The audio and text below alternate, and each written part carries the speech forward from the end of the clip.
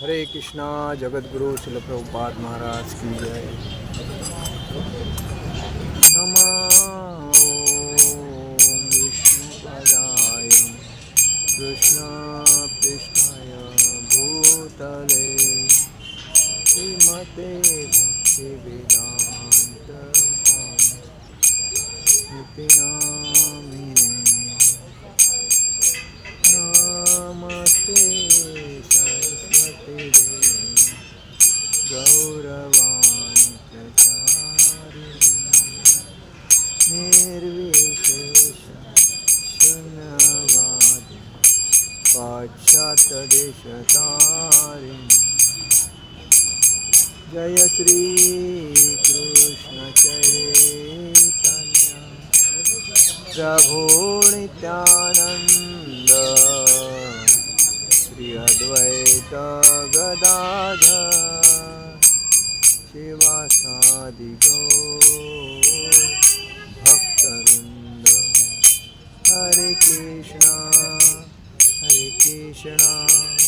कृष्ण कृष्ण हरे हरे, हरे राम राम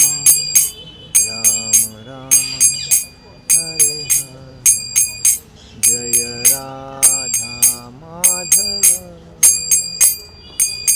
कुंज विहारी। जय राधा माधव कुंज विहारी। गोपीजन वल्लभ गिरिवरधारी। यशोदानंदन ब्रज जन रंजन, यशोदानंदन ब्रज जन रंजन। यमुना तीरावनचारी, यमुना तीरावनचारी। जय राधा माधव कुंज विहारी। हरे कृष्णा कृष्णा कृष्णा हरे हरे, हरे राम राम राम हरे हरे। हरे कृष्णा कृष्णा कृष्णा हरे हरे, हरे राम राम राम हरे हरे। हरे कृष्णा कृष्णा कृष्णा हरे हरे, हरे राम राम राम हरे हरे।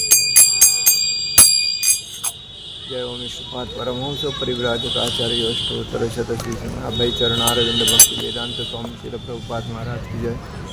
जय ओम विष्णुपाद परमहंस परिव्राजक आचार्य अष्टोत्तर अभय चरण भक्ति वेदांत स्वामी श्री प्रभुपाद महाराज की जय। अनंत कोटि वैष्णव वृंद की जय। नामाचार्य श्री हरिदास ठाकुर की जय। प्रेम से कहो श्री कृष्ण चैतन्य प्रभु नित्यानंद श्री अद्वैत गदाधर शिवासादि गौर भक्त। श्री राधा कृष्ण गोप गोपीनाथ श्याम कुंड राधा कुंड गिरि गोवर्धन की जय।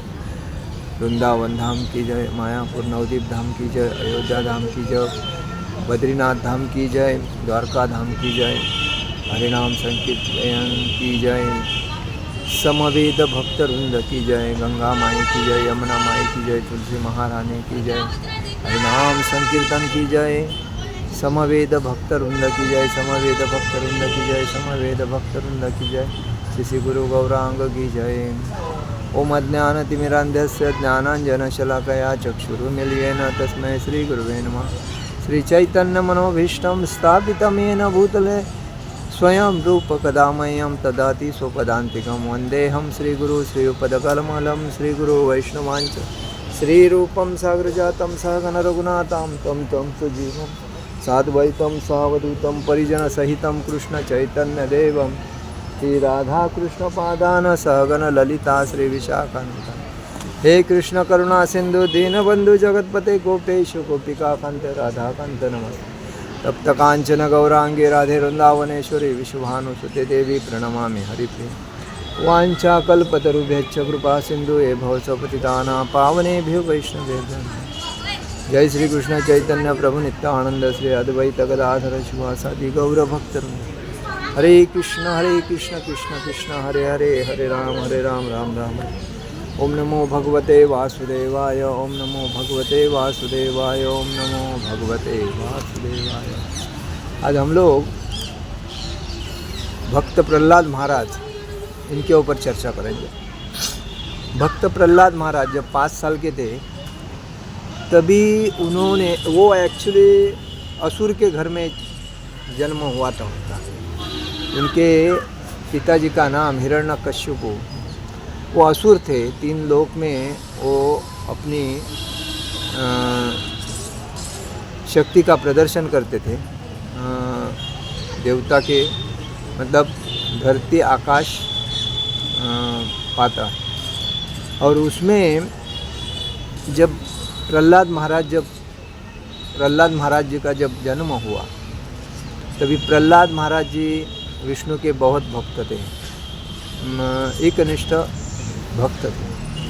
और जब प्रहलाद महाराज अपने मित्रों को भी भक्ति का मार्गदर्शन करते थे। कभी भी एक आदमी को जब नॉलेज होता है तो दूसरे को देना चाहिए, ये एक्चुअली रूल है। हम खुद को जब ज्ञानी समझते हैं और दूसरों को अज्ञानी समझते तो ये मूर्खता है। जब हमें ज्ञान प्राप्त हुआ है कोई भी चीज़ का तो हमें दूसरे को देना चाहिए, तभी परंपरा चलती है। अभी पहले ज़माने में ये अगर भागवतम, ये गरुड़ पुराण वगैरह जो पुराण लिख के रखे हैं तो पढ़ के ज्ञानी लोगों ने उसके ऊपर बुक्स बनाए और बुक्स अपने अपने किताब लिखे। और किताब लिखने के वजह से वो किताब जो लोगों ने पढ़ी वो ज्ञानी बन के लोगों को ज्ञान बांटते गए। और एक हमारे प्रभुपाद जी वही सबका आध्यात्मिक सार लेके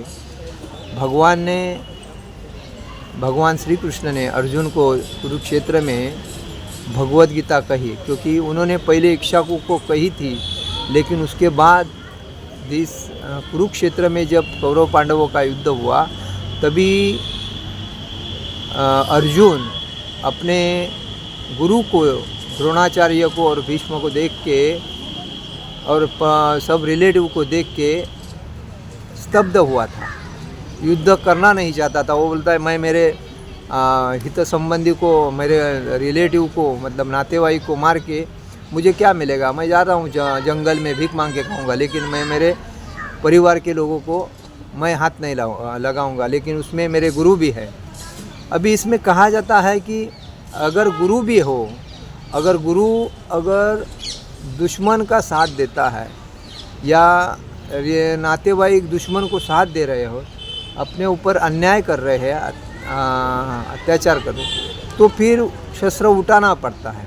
तभी भगवान ने उसको भगवद गीता कही और उसको समझाया, उसका जो मन था उसको परिवर्तन किया। और परिवर्तन करने के बाद उसको मालूम पड़ा, हाँ द्रौपदी का वस्त्रहरण करने के वक्त ये 5 हम लोग चुप बैठे थे और ये सब कौरव उनका तमाशा देख रहे थे। तभी उसमें मेरे गुरु भी थे, द्रोणाचार्य भीष्म भी थे और सब लोग थे और वो मज़ा देख रहे थे। तो भगवान ने बोला अगर ऐसे जब लोग करते हैं, धर्म के ऊपर प्रहार होता है और वो उसकी रक्षा नहीं करता है, तो फिर उसके ऊपर वार करना जरूरी है। उसके बाद में अर्जुन को मालूम पड़ा तो उसने बोला, हो मैं अभी समझ गया हूँ आपकी सब बातें, मैं मेरे नातेवाईकों से मतलब घर के लोगों से लड़ूंगा, क्योंकि अभी मुझे मालूम पड़ा क्यों आपने मेरे को बताया। तो कहने का मतलब है भक्त प्रहलाद भक्ति का प्रचार बचपन से करते थे। उनके पिताजी को विष्णु से बहुत क्रोध था और विष्णु का नाम लेते ही हिरण्यकश्यपु क्रोधित होता था, क्योंकि वो समझता था कि मैं ही इस विष्णु से बढ़कर मैं हूँ, मेरे सामने विष्णु कुछ नहीं, ऐसा बोलता था। लेकिन जब भगवान है तो सब कुछ भगवान है, तो प्रहलाद महाराज जब माँ के पेट में थे तभी उनकी माता जो भक्ति करती थी उसका ज्ञान उनके जो गुरु ने उनको दिया था वो प्रहलाद महाराज माँ के पेट में ही ग्रहण करते थे और ग्रहण करते करते वो उसी टाइम ज्ञानी हो गए इधर माँ के पेट में। आजकल के बच्चे होंगे, आजकल की माताएं मोबाइल देख के सब, उनको बोला अगर एक ग्रंथ पढ़ो, टाइम टीवी पे मत दे लो, वो टाइम टीवी पे देख देख के उनका दिमाग में भूसा भरा है। मोबाइल देख देख के ख़राब जो है वो अपने दिमाग में डालती है और बाद में उसमें तंग आके अपने हस्बैंड के ऊपर प्रेशर करती है, बच्चों के ऊपर प्रेशर करती है। पुरुष का भी वही हाल है, वो भी देख देख के औरत के ऊपर प्रेशर करता है, बच्चों के ऊपर प्रेशर करता है, मैं दोस्तों के काम पे प्रेशर करता है, क्योंकि ये जो गंदा काम है वो सब इसमें है। मोबाइल दिया है खाली बात करने के लिए, इमरजेंसी के लिए, काम के लिए, लेकिन हम उसका जितना गलत है वो अपने को फ़ायदा करके लेते हैं, दिमाग में कचरा भरते हैं, पूरा दिमाग का वाट लगता है। आज सब 99.9% लोग का वही हाल है जो भगवान ने बोले थे। 99.90 लोग महामूर्ख इस कलयुग में हैं और वही लोग उसका गलत फ़ायदा लेते।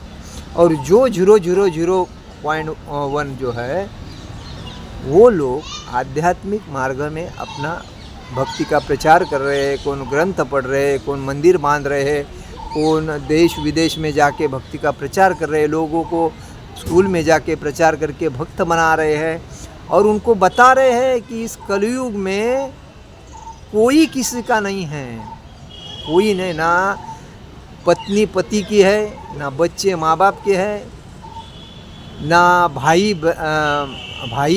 भाई का है, ना पड़ोसी रिलेटिव अपने, कोई किसी का नहीं। जब तक स्वार्थ है तब तक तुम्हारे साथ है, जिस दिन स्वार्थ बंद उस दिन निकल जाएगा। कहने का मतलब यह है, आज अपने घर में भी अगर देखेंगे हम लोग तो जब तक पति कमाता है तब तक पत्नी उसकी देखभाल अच्छी करती है। मेरा पति आया नहीं, मेरा पति लेट को हो, मेरे पति का तबीयत ख़राब नहीं है, डॉक्टर के पास लेके जाओ। जिस दिन वो रिटायर होता है, जिस दिन उसके पास पैसा आने का बंद होता है और कोई काम धंधा उसका नहीं होता है, घर में बैठ के आराम से खाता है, तभी उसकी औरत आहिस्ता आहिस्ता टोचने चालू होते। देख बाजू वाला देख कितना कमा रहा है, तू क्या कर रहा है, देख उसने देख वो लेके आया, तूने क्या लाया। मतलब जितनी भी मेहनत उसने लाइफ में की थी सब बर्बाद है। ना बच्चे पूछते हैं, ना बीवी पूछती है। बीच में एक हमारे पास एक भक्त आया था, उसका बिजनेस था और बिजनेस होने के वजह से उसकी पत्नी जो थी उसके लड़के को ज़्यादा डिमांड करती थी और ज़्यादा बोलती थी, मेरा ये बिज़नेस डेवलप किया मेरे लड़के ने, तू क्या किया, ऐसा बोलती थी। तो लड़के के सामने उसका जो अपमान होता था तो उसको रहा नहीं जाता था। वो टेंशन होके बाद में उसने घर छोड़ दिया। छोड़ने के बाद इधर आया था और मेरे को मिला था वो आदमी, मैं उसका नाम नहीं बोलूँगा। मेरे को बोलता अभी अभी जाऊँगा नहीं, मैं बहुत त्रस्त हो गया संसार में, किसकी औरत है, पत्नी है, किसके बच्चे हैं, सब व्यर्थ है। ऐसा आया, 3-4 महीना रुका, 4 महीने रुका। घर से उसको बार बार लड़की का फ़ोन आता था, लड़के का फ़ोन आता था, औरत का फ़ोन नहीं आता था। तो उसके बाद में वो बेचारा, आखिर क्या है, ये संसार में जो मोह है इसमें आदमी फंसा पड़ा है, इसलिए उसको माया बोलते हैं। कोई आदमी ब्रह्मचारी भी है, अगर वो शादी करता है तो उसको क्या लगता है, गृहस्थ आदमी कितना सुखी है, उसको कोई टेंशन है, उसके पास पैसा है, उसके पास बीवी है, उसके पास बच्चे हैं, और बच्चे होते हैं तो उसको बोलते हैं पापा पापा मेरे को वो खिलाना चाहिए, तो उसी में ही वो पागल बन जाता है और उसके अंदर डूब के वो बेचारा अपने परिवार में व्यस्त होता है, किसी के लिए बच्चों के और बेबी का पेट भरने के लिए, उनके सपने साकार करने के लिए, ऐसा। तो इसीलिए हम तो सीधा बोलते हैं ब्रह्मचारी को, बाबा रे जिंदगी में अगर ब्रह्मचारी बने हो तो ब्रह्मचारी व्रत का पालन करते करते आयुष्य का आनंद लेना। अगर थोड़ा भी क्रॉस होके तुम शादी करके विवाह पत्नी घर भर बसाया तो तुम फेल हो गया, क्योंकि आज जितने भी शादी किए हो ना, कोई आदमी सुखी नहीं है। वो बोलेगा, हंसेगा कूदेगा और बोलेगा इतना आनंद है मेरे पास अभी कोई, लेकिन सब बर्बाद है। तो हम लोग बोलते हैं उनको कि पहला लगता है अच्छा, लेकिन 2-4 महीने 6 महीने के वर्ष 1 साल के बाद चालू हो जाता है टेंशन। ऐसा लगता है कि अकेला था वो ठीक था, फालतू में जाके दूसरे का सुन के मैंने ये गलत मेरे गले में डाल के ले लिया। अभी लाइफ टाइम उसको यूज़ करो। उसके बाद उनके झगड़े होते हैं। कितने बार ऐसे ब्रह्मचारी थे, गृहस्थ में गए, गृहस्थ में जाके उनके औरत के साथ झगड़े हुए, झगड़े के बाद औरत एक साइड में, ये एक साइड में, वापस भक्ति में आए, ऐसे भी आए। तो कहने का मतलब है ये जो माया है, ये माया भगवान का बाह्य रूप है, और बाह्य रूप है जो नहीं है उसके पीछे हम दिन रात जो मेहनत करते हैं व्यर्थ। जीवन क्यों दिया है? जीवन दिया है हमें 84 लाख योनि घूमने के बाद एक जीवन जो मिलता है अतिशय कठिनाई से, और वो जीवन का उपयोग खाली भगवत प्राप्ति करने के लिए दिया है। और जो व्यक्ति इसको जानता है वही भक्ति में टिकता है, और जो भक्ति में जो नहीं जानता वो भक्ति से पार होके बर्बाद होके वापस 84 लाख योनि में वो माया के चक्कर में जाता है और वो फंसता है। तो इसलिए प्रहलाद महाराज क्या बोलते हैं अपने बच्चों को, अपने मित्र को, देखो ये जो असुर लोग का घर है और इस असुर में सब असुर है, और इसीलिए हिरण्यकशिपु को भगवान मानते हैं। मेरा बाप भगवान नहीं है, वो तो असुर है, राक्षस है, वो सबको लूटता है, मारता है, सब कुछ करता है, मेरे को भगवान की भक्ति नहीं करने देता है। फिर भी मैं जो हूँ आपको जो बोल रहा हूँ वो सुनो और आपके जीवन का सार्थक बनो। ये स्कूल में जब टीचर भाग जाते थे बाहर, तभी प्रहलाद महाराज अपने मित्र को बोलता है, लेकिन वो भी उनको कहानी भी सुनाता है भगवान के बारे में। तो कहने का मतलब ये है कि इधर दिया है श्रीमद् भागवत धर्म प्रस्तुत होता है तो ईश्वर विषय वैज्ञानिक ज्ञान तक ले जाता है, और भागवत का अर्थ है पूर्ण पुरुषोत्तम भगवान। भागवत का अर्थ क्या है? पूर्ण पुरुषोत्तम भगवान श्री कृष्ण के विचारधारा पे जो चलता है वो। और धर्म का अर्थ है विधि विधान, जो नियम जो बनाए हैं उसको पाल कर हम लोग चलते हैं। ये मानव जीवन अति दुर्लभ है, और यह एक महान सुयोग है जो मनुष्य को इस मानव जीवन मिला है। इसलिए प्रहलाद महाराज कहते हैं दोस्तों को, अरे मित्रों, तुम लोग सभ्य मनुष्य के रूप में उत्पन्न हुए हो, अतः तुम्हारा यह मनुष्य शरीर क्षणभंगुर होते हुए भी महान तक में सुयोग है। मतलब ये जीवन क्षणभंगुर है, कभी भी आदमी का कोई गारंटी नहीं बोल सकता है। चलते बोलते आदमी को अटैक आके जाता है, कभी कभी एक्सीडेंट होके जाता है, कभी कभी सोया है उधर ही निकल जाता है, मालूम क्या है कल मैं क्या करूँगा। तो अभी जब जैसे हो वैसे ही तुम भगवान के नामस्मरण करो। इसीलिए कोई भी व्यक्ति अपनी जीवनावधि नहीं जानता। ऐसी गणना की जाती है कि मनुष्य शरीर 100 वर्षों तक जीवन मतलब जीने के लिए मिला है, लेकिन आजकल के लोग 100 वर्ष तक कोई मिलता नहीं है। लेकिन मेरे को हमारे मंदिर में एक 94 वाला और एक 93 वाला व्यक्ति मिला। मैंने उनको फ़ोटो भी निकाले हैं, लेकिन वो अभी भी कृष्ण भक्ति में इतने आनंदी है उनको कोई बीमारी नहीं है।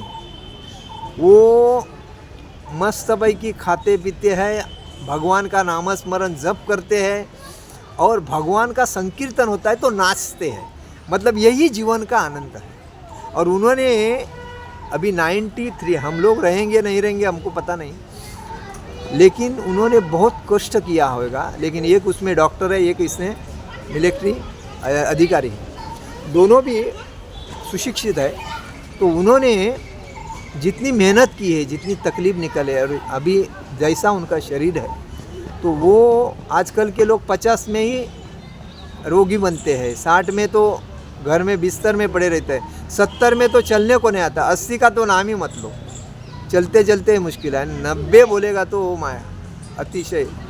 तो ये परिस्थिति आज के लोगों की, क्योंकि आज के लोगों का जो खाना है वो खाना प्योर नहीं है। पहले लोगों का खाना प्योर था और उसमें कोई मिक्सिंग नहीं था, तो उसमें विटामिन मिलते थे। अभी जितना भी खाना खाएगा वो कुछ ना कुछ मीठा भरा हुआ रहता, उसमें विटामिन्स नहीं रहने की वजह से आदमी बीमार ज़्यादा पड़ता है, और बीमार पड़ने से डॉक्टर का ज़्यादा घर भरता है। और आजकल के डॉक्टर भी महाचोर है डॉक्टर वकील तो चोरी है, तो वो तो महाचोर है, तो समाज को लूटने का और अपना पेट भरने का ही काम करते हैं। तो कहने का मतलब ये है, मनुष्य जीव शरीर का 100 वर्ष तक जीवित रह सकता है इस कलयुग में। पहला व्यक्ति 1000 साल तक जीता था, तो आहिस्ता आहिस्ता कम होके कलयुग का हिसाब भी इसमें दिया है। कलयुग 100 साल तक है और 4,32,000 साल तक कलयुग है, लेकिन मनुष्य जीवन 100 साल तक है। उसके बाद में भागवतम में दिया है, जो व्यक्ति कलयुग में जन्म लेगा उसका ऊंची 2.5 फुट का या 2 फुट का रहेगा, और उसका उम्र 20 साल का ही रहेगा, उससे ज़्यादा नहीं रहेगा। मतलब हाइट इतना रहेगा हर व्यक्ति का 2.5 फुट, ज़्यादा से ज़्यादा 2.5 फुट, नहीं तो 2 फुट, 2.25 फुट ऐसा रहेगा। और उम्र उनका रहेगा 20 साल तक। ये इसमें दिया है, भागवतम में दिया है। तो अभी इस कलयुग में उम्र है 100 साल जीने का व्यक्ति का, लेकिन आदमी जब अपने शरीर का अच्छी तरह हिफाजत करता है तो उसको 100 साल तक जीने को मिलता है, नहीं तो फिर उसको 100 साल तक मिलता नहीं है। आज बीमारी भी इतनी बड़ी है कि संसर्गजन्य रोग जंतु फैलाने के वजह से आदमी कहाँ से कहाँ जाएगा, बीमारी लेके जाता है। ऐसे कितने बीमारी आए, एड्स आया, परत अलग अलग बीमारी आए हैं, लेकिन उनके ऊपर अभी बीच में कोरोना आया था, तो कितने लोगों ने शरीर छोड़ा, क्योंकि कमज़ोर होते हैं वो आदमी निकल जाते हैं, और जो कमज़ोर नहीं होते हैं वो थोड़ा सा टिकते हैं दवा पानी के। तो आदमी का उम्र 100 साल तक है इस कलयुग में। उसमें बताया है कि जैसे जैसे कलयुग आगे बढ़ता जाता है, जीवन की अवधि, स्मृति, दया, धार्मिकता तथा अन्य ऐसी ही विभूतियाँ घटती जाती हैं। हर आदमी को समझना चाहिए कि हम आज कितने साल से है, और दिन जैसा जाता है वैसा वैसा हर व्यक्ति मृत्यु के पास जाता है। एक दिन निकल गया, दूसरे दिन एक जब से जन्म हुआ है तब से मृत्यु का टाइम है, वो टाइम में उसका टाइम एक जो टाइम जाता है उसको अरबों खरबों रुपए देने के बाद भी उसका टाइम रिटर्न नहीं आता है। इसीलिए हर व्यक्ति ने अपने टाइम का वैल्यू रखना जरूरी है। कोई भी हम काम करते हैं, कोई भी हमें सेवा करते हैं, कहाँ भी जाना है तो उसकी अरेंजमेंट करना जरूरी है। हम अगर लेट जाते हैं, लेट करते हैं, आज का कल करते हैं, तो हम मूर्खता के अधीन है, तमोगुण वाले हैं, ये समझना चाहिए खुद को। तो इसीलिए इसमें कहा गया है हर व्यक्ति की अवधि म्हणजे टाइम पर वापस नहीं आता, स्मृति मतलब ज्ञान परत नहीं आता है, दया भाव जो है वापस नहीं आते हैं, धार्मिकता म्हणजे आध्यात्मिकता, धर्म के ऊपर आध्यात्मिकता जो है वापस नहीं आता है।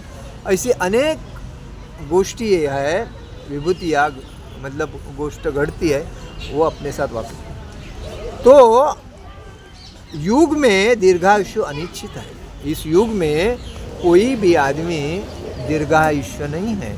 100 साल के ऊपर जीना उसको मुमकिन नहीं है, नामुमकिन है। मनुष्य का स्वरूप क्षणिक है, फिर भी इसी मनुष्य रूप में आप जीवन की सर्वोच्च सिद्धि प्राप्त कर सकते हैं। मनुष्य जीवन क्षणिक है, आज है तो कल नहीं, लेकिन इस मनुष्य जीवन में ही आप भगवत प्राप्ति प्राप्त कर सकते हैं। क्यों?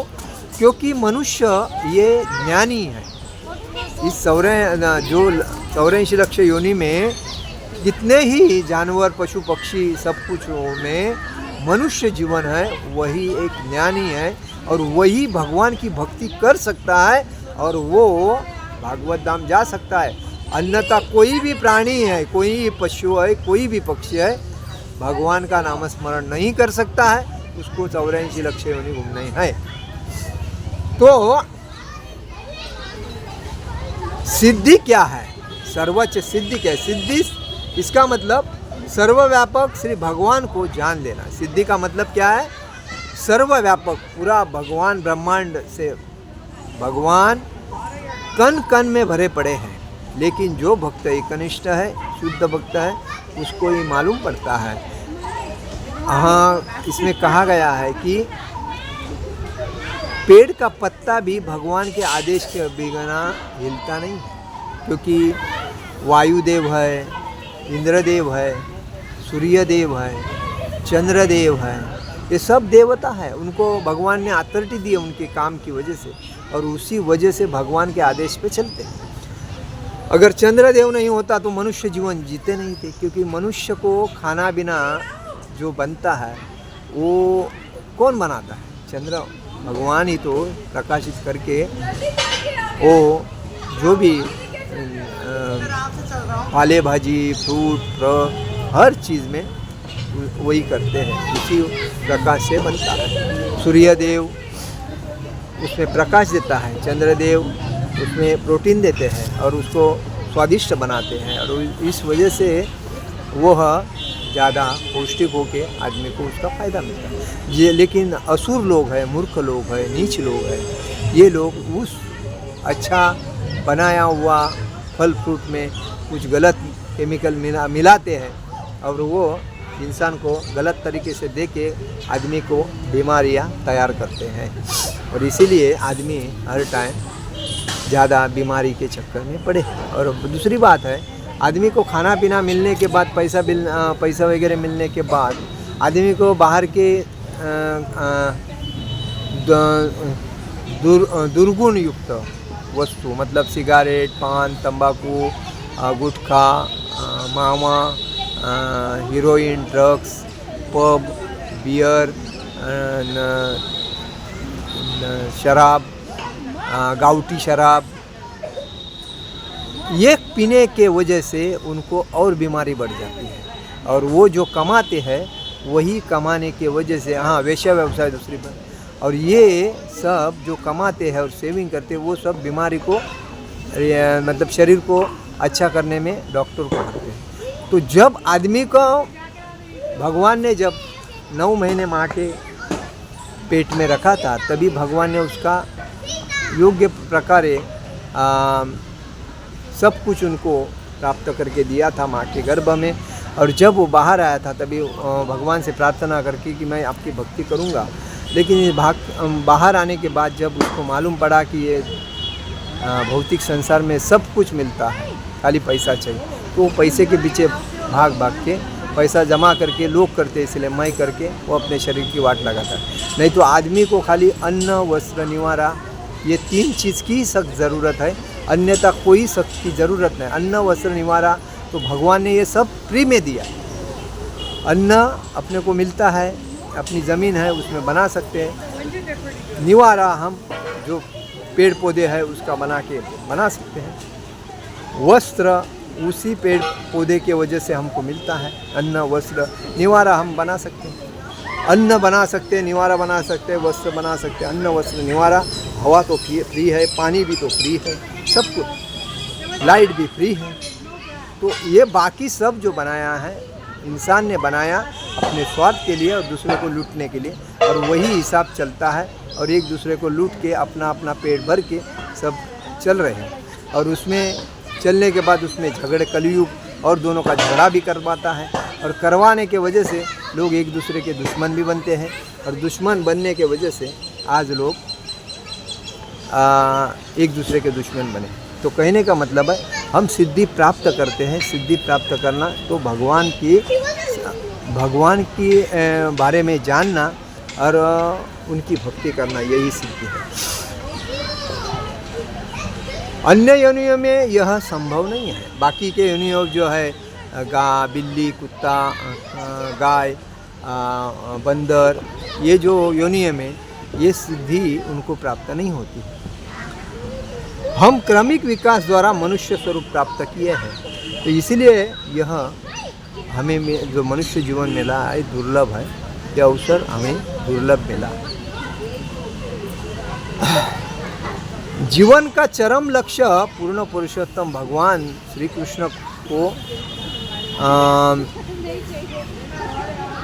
हर व्यक्ति के जीवन का परम लक्ष्य एक ही है। जीवन जीने का लक्ष्य क्या है? तो भगवान के भक्ति को प्राप्त करना, भगवान को प्राप्त करना, भगवान के धाम जाना, यही है। भौतिक जगत के जो लोग भौतिक शक्ति द्वारा मोहित हो जाते हैं, वे यह नहीं जानते कि मनुष्य जीवन का लक्ष्य क्या है। क्यों? क्योंकि वे श्री भगवान की चकाचौंध करने वाली बहिरंगा शक्ति में मोहित है। मतलब ये जो अभी मैंने बताया, ये जो संसार में सब चीज़ मिलती है, खाली पैसा चाहिए, तो ये बहिरंगा शक्ति जो भगवान की है उसमें लोग फंसे पड़े हैं, और फंसे पड़े होने के वजह से आज उनको मैं सही कर रहा हूँ, मैं गलत कर रहा हूँ, इसका कोई ख्याल नहीं है। बस पैसा चाहिए, बस पैसा चाहिए, बस पैसा चाहिए, पैसे के पीछे, पैसे के पीछे। लेकिन जो आदमी शरीर छोड़ के जा रहा है, इतने साल तक मेहनत की, इतने बैंक बैलेंस, इतनी प्रॉपर्टी रखी, इतना कुछ बनाया, उसके साथ एक भी आदमी पैसा नहीं भेज रहा है। एक भी आदमी उसके साथ पैसा, ज़मीन जायदाद लेके नहीं जाता है, सब इधर रख के जाता है। तो भाग के फायदा क्या है? किसके लिए भाग रहे हो? ये शुल्लक माया में फंसे हो, इसके लिए। तो कम से कम ये आदमी समझना चाहिए कि मैं किसके लिए कर रहा हूँ। जो मेरे लिए जितना चाहिए उतना कमा के साइड होना और भक्ति करना, यही मनुष्य जीवन का मुख्य उद्देश्य है। लेकिन दिन रात मेहनत करने के बाद भी उसका पेट नहीं भरता है, फिर भी वो लोन निकाल के अपने जीवन चलाता है। तो इससे मूर्ख दूसरा कौन है? यही है। तो मनुष्य जीवन का लक्ष्य क्या है? तो भगवान की भक्ति करना। लेकिन इस मनुष्य जीवन में लोग ये चकाचौक, मतलब झगामगा, मराठी में इसको बोलते हैं झगामगा, माझ्याकडे बघा ऐसा बोलते हैं। तो बहिरंगा शक्ति का यही एक मोहित करने वाला उदाहरण दिया। तो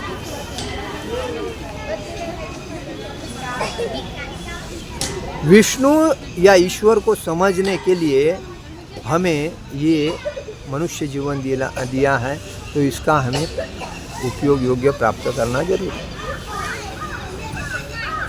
हर व्यक्ति इस प्रकार खोज करता है कि हर व्यक्ति अगर पुरुष है तो वो स्त्री से मोह करता है।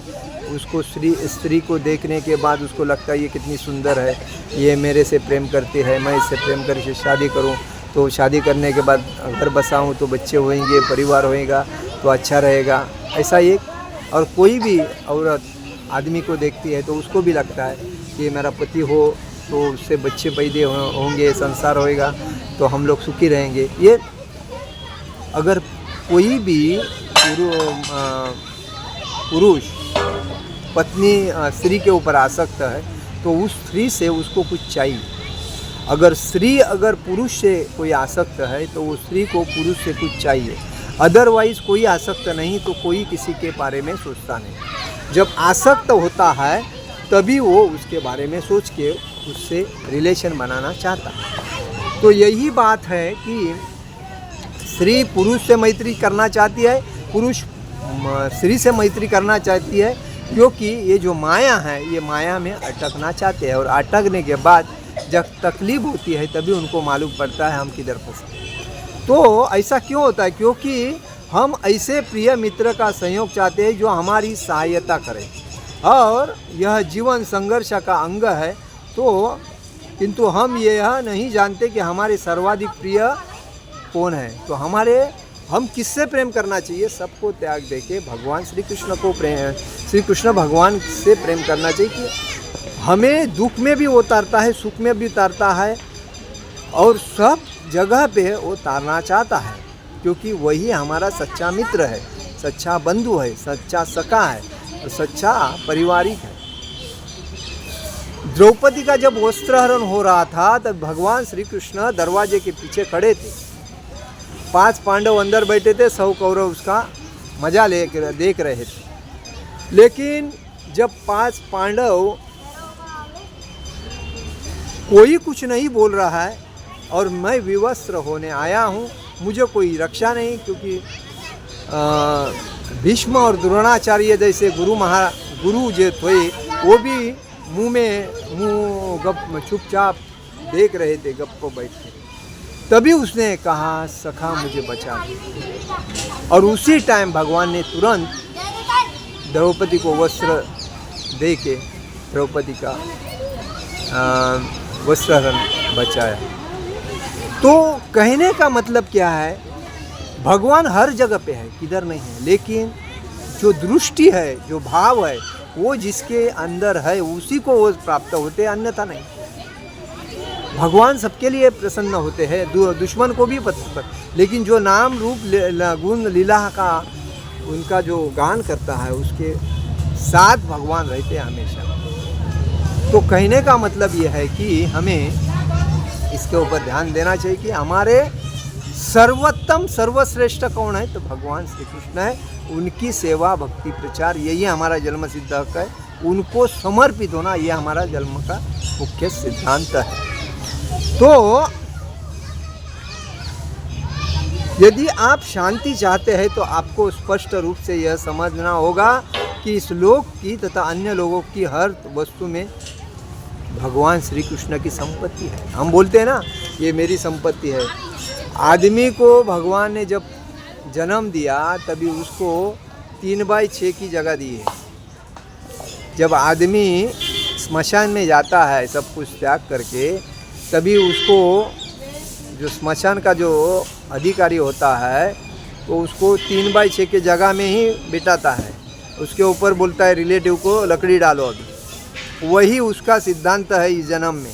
अन्यथा उसके कितने भी बड़ी प्रॉपर्टी रहे, कितने भी बड़ा बंगलो रहे, कितने भी बैंक बैलेंस रहे, कुछ काम का नहीं है। हाँ, वो कितना दिन में माला करता है वो मुख्य काम है।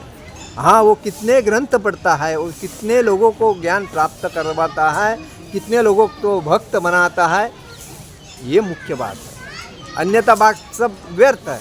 तुम कितने बैंक रूम लिए हो, कितने बैंक बैलेंस हो, कितने बैंक का लोन निकाल के भाग गए हो, ये सब मूर्खता।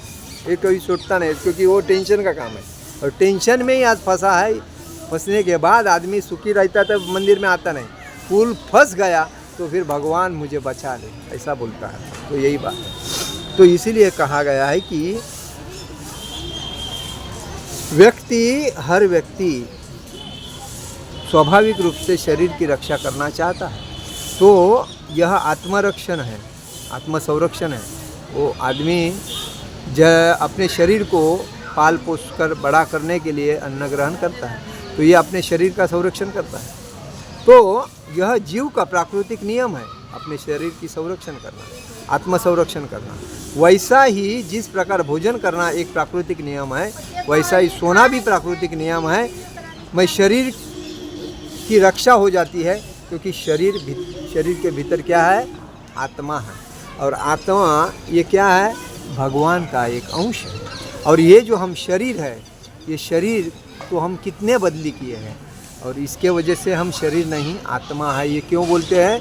क्योंकि हमारा शरीर भगवान को प्राप्त है। तो कहने का मतलब ये है कि हमें इस कलयुग में हम सुखी रहना चाहते हैं। सुखी रहने का मुख्य पर्याय क्या है? तो भगवान की भक्ति।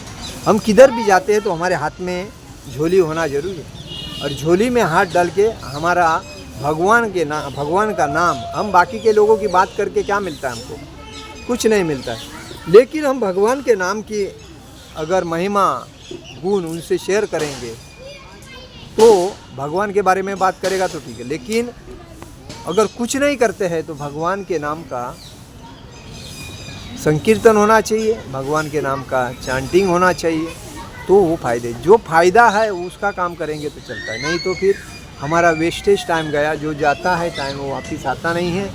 वो कहा गया है कि एक बार गया हुआ टाइम लाखों करोड़ों रुपया देने के बाद भी किसी का वापस नहीं आता है। इसीलिए टाइम का कदर करना हमारे लिए महत्व का है। हम किधर जाते हैं कभी भी आदमी अपने टाइम की अरेंजमेंट करके जाता है, तो वैसा ही हमारे हाथ में अगर झोली होंगे, हम जॉब पे जाते हैं, खाली टाइम है जपते चलो, आने के टाइम पे खाली टाइम है जपते रहो, घर में बैठे हैं कोई दूसरे के बारे में बात करने से क्या फ़ायदा है, कुछ नहीं, दूसरे की निंदा करना ये अपराध है, उससे बेटर है कि चैंटिंग करो।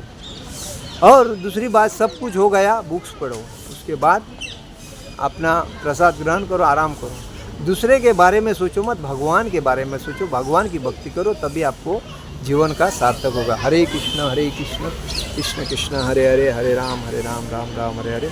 जगत गुरु शिल प्रभुपाद महाराज की जय, परम पूज्य लोकनाथ स्वामी महाराज की जय, निताय गौर प्रेमानंदे, हरि हरि बोल।